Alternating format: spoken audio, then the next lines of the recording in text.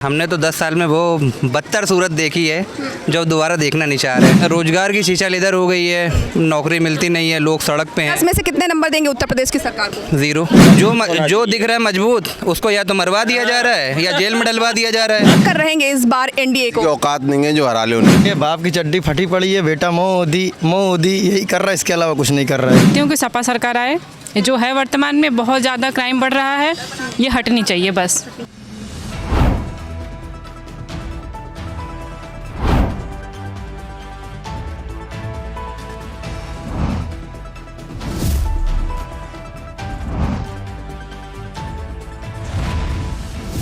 NTV निष्पक्ष, सत्यता की कसौटी। इस वक्त हम राजधानी लखनऊ के सबसे मशहूर क्षेत्र में मौजूद है, यानी कि चटोरी गली। चटोरी गली एक ऐसी एक गली है जहां पर शाम को होते होते यहां पर काफ़ी भीड़ हो जाती है, खासकर युवाओं की। तो यहां पर शाम होते होते लोग यहां का स्वाद चखने के लिए आ ही जाते हैं, थोड़ा रिलैक्स भी फील होता है। तो ऐसे में लोगों से बात करते हैं कि जो राजनीति है भारत की उसे किस तरह से देखते हैं और जो उनके अपने मुद्दे हैं इस बार वो लोकसभा चुनाव में किसे वोट करने वाले हैं, भारत की राजनीति में क्या चल रहा है, इन ऐसे तमाम मुद्दों पर हम बात करेंगे। यहाँ पर जो युवा मौजूद हैं, क्योंकि युवाओं का मुद्दा बहुत ही अहम माना जाता है रोजगार को लेकर, तो रोजगार को भी लेकर हम चलेंगे, युवाओं से बात करेंगे। क्या नाम है सर आपका? सैफ हाशमी। किसको इस बार सत्ता में लाना चाह रहे हैं? जो अच्छा होगा उसको सत्ता में लाएंगे। अभी 10 साल में किसको देखा आपने? हमने तो 10 साल में वो बदतर सूरत देखी है जो दोबारा देखना नहीं चाह रहे। क्या कैसी सूरत रही है खासकर उत्तर प्रदेश की अगर बात करें? रोजगार की शीशा इधर हो गई है, नौकरी मिलती नहीं है, लोग सड़क पे हैं। 10 में से कितने नंबर देंगे उत्तर प्रदेश की सरकार को? 0। 0? एक हटा देंगे। एक हटा देंगे। क्या कहेंगे केंद्र सरकार के बारे में, क्या राय है? केंद्र सरकार ने तो वो त्राहिमाम मचाया है कि त्रिपुरा का हाल इंसान देख सकता है, पूरा देश देख रहा है और मौन है। ठीक है, वो सिर्फ एक मुद्दा लेके चलते हैं, हिंदू और मुस्लिम। ठीक है, मतलब भाईचारे को ऐसे मिटाया है कि जैसे दूध में से घी और छाछ घी निकाल दिया है। ठीक है, तो देश का हाल बुरा है और जीडीपी का दर देखें चरम सीमा पर है। किसे लाना चाह रहे हैं? अगर ऐसे देखो महंगाई की बात करें तो गोल्ड का आप रेट देख लो कि 75,000 में चल रहा है। बिल्कुल ठीक है, आज से 5 साल पहले 10 साल पहले अगर हम गोल्ड का रेट देखें तो 21,000 35,000 था मैक्सिमम। दुगनी तिगनी महंगाई है। दूध का रेट आज 2024 में 1 लीटर का दूध आता था। मतलब महंगाई बढ़ी है मैम, चरम सीमा पर बढ़ी है। राम मंदिर तो मिल गया, अब राम मंदिर तुम्हें खाने दे रहा है। अरे अच्छा, राम मंदिर बन गया, आपने बताया।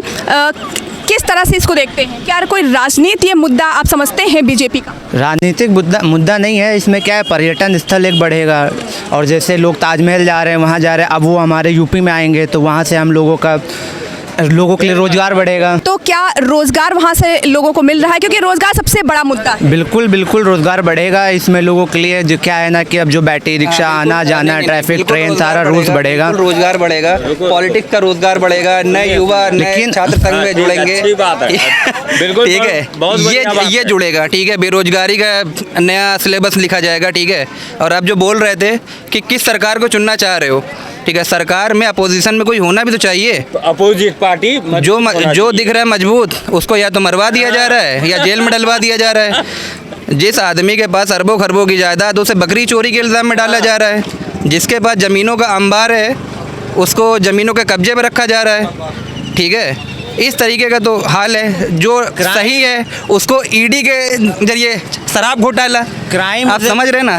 सबूत भी है ना, सबूत भी तो है। Crime is the crime. Ma'am, जो भी किया हो क्राइम तो क्राइम है ना। क्राइम कहाँ से? देखिए, क्राइम बिना कानपुर में इरफान सोलंकी एक बड़ा नाम है। ठीक है, अभी तक सिर्फ पूछताछ के लिए पिछले 1 साल 1.25 साल से उसको जेल में डाले हैं। क्यों? गवर्नमेंट बताए ना क्यों डाले भाई? आप पूछताछ के लिए साल भर, ताकि उसकी अवधि ख़त्म हो जाए और सत्ता वो उससे हट जाए। तो ये सरकार गवर्नमेंट सिर्फ का एक ही हल है, वो अपोजिशन हटा के काबिज होना चाहती है, जैसे रूस में और चाइना में होता है। ठीक है, वो अपोजिशन में किसी को नहीं देखना चाहते हैं क्योंकि वो डरते हैं। डर है किस चीज़ का? हारने का डर है मैम। ठीक है, इसीलिए नए मुद्दे, अब राम मंदिर हटा, अब मथुरा का मंदिर। ठीक है, उसके बाद आगरा का। पहले आपका नाम जानना चाहेंगे। अविनाश चौबे। जी अविनाश जी, बताइए भारत की राजनीति और खासकर उत्तर प्रदेश की राजनीति के बारे में क्या राय है? मैम उत्तर प्रदेश में राजनीति भाजपा ही रहेगी मैम जी। क्या उत्तर प्रदेश में कौन से ऐसे कार्य हुए हैं जो होने चाहिए? कार्य तो बहुत सारे हुए हैं, आपको गिना भी सकते हैं कि बाबा ने बहुत कार्य करवाए हैं यहाँ पे। बाबा से संतुष्ट हैं? जी बिल्कुल संतुष्ट। गुंडा राज खत्म हुआ? बिल्कुल खत्म। बेरोजगारी खत्म हुई?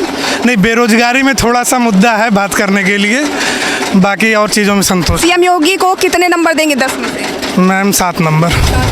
सीएम योगी को कितने नंबर देंगे? 10 में 9। और हमारे मोदी साहब नंबर 1 है और इस बार भी वही आएंगे और हमेशा के तरह। विपक्ष बोल रहा है कि हम हरा कर रहेंगे इस बार एनडीए को। औकात नहीं है जो हरा ले उन्हें। किसे वोट करेंगे?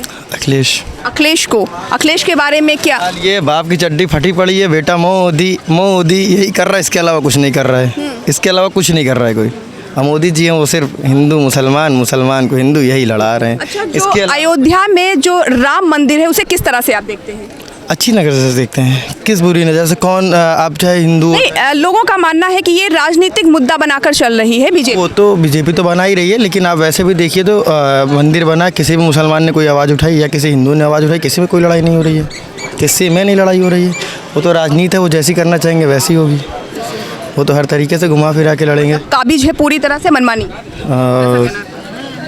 देखिए, अगर ऐसे देखा जाए मंदिर बनवा के तो उन्होंने बहुत अच्छा काम किया भाई, जो सच जो किया उन्होंने वो बहुत अच्छा किया।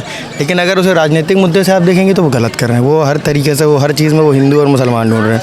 उनके पास हर चुनाव में एक नया मुद्दा आ जाता है लोगों को गुमराह करने का। उत्तर प्रदेश की राजनीति को किस तरह से आप देख रहे हैं? राजनीति में मैम देखिए, मेन लक्ष्य होना चाहिए शिक्षा के, एजुकेशन का। तो जो अभी तक चीज़ें आ रही है एजुकेशन को लेकर के कोई गवर्नमेंट को ध्यान नहीं देती है। मेन फोकस उसको एजुकेशन पे करना चाहिए, हेल्थ पे करना चाहिए, ये जो सारी चीज़ें हैं इस पे। लेकिन इनको ना देख करके जात धर्म ये सारी चीज़ें जो आती हैं ये सब नहीं आनी चाहिए। जो सरकार का कहना है कि देश का विकास हो रहा है, क्या वास्तविकता है ये? देखिए, जिसकी भी गवर्नमेंट आती है उसको लगता है देश का विकास हो रहा है, लेकिन हर मुद्दों पे हम नहीं कह सकते कि देश का विकास हो रहा है ना। सबकी अपनी अलग अलग राय, अपने अलग अलग विचार हैं।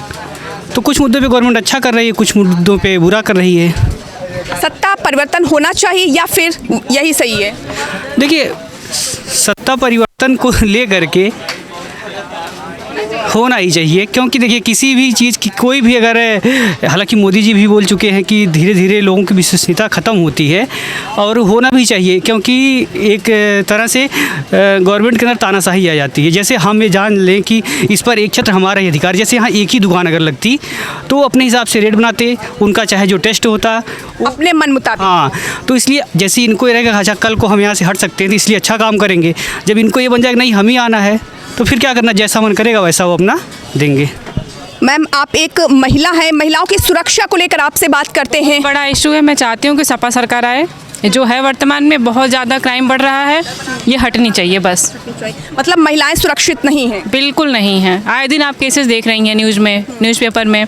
बिल्कुल ये सरकार से मुझे शिकायत है कि महिलाओं को सुरक्षा नहीं वो मिल पाई है जो मिलनी चाहिए थी। अच्छा, उत्तर प्रदेश की सरकार यानी कि सीएम योगी कहते हैं कि बेटियों की सुरक्षा की जिम्मेदारी हमने ले ली है और वो वादा जो हमने किया था वो पूरा किया है, बेटियां सुरक्षित हैं। वो बस हवाई वादे ही लगे हमें, क्योंकि मैं यहाँ पे स्टूडेंट हूँ, मैं रह रही हूँ, मैं आए दिन देखती हूँ चीज़ों को, उतना है नहीं जितना बोला जाता है वो नहीं। क्या कहेंगी वर्तमान की सरकार में के बारे में? मतलब फ्यूचर में जो आने वाली है, नहीं, जो इस वक्त है यानी कि बीजेपी जो है उसको नहीं होनी चाहिए, हटनी चाहिए सरकार बस। मैं सपा चाहती हूँ, सपा आनी चाहिए। इस बार किसे लाना चाह रहे हैं? वोट करते हैं आप? यस मैम, वोट करते हैं, लेकिन इस बार 95% योगी जी के चांस हैं। और बाकी सरकारें भी अपना कार्य कर रही हैं, क्या उन्हें एक बार जनता को चुनना चाहिए?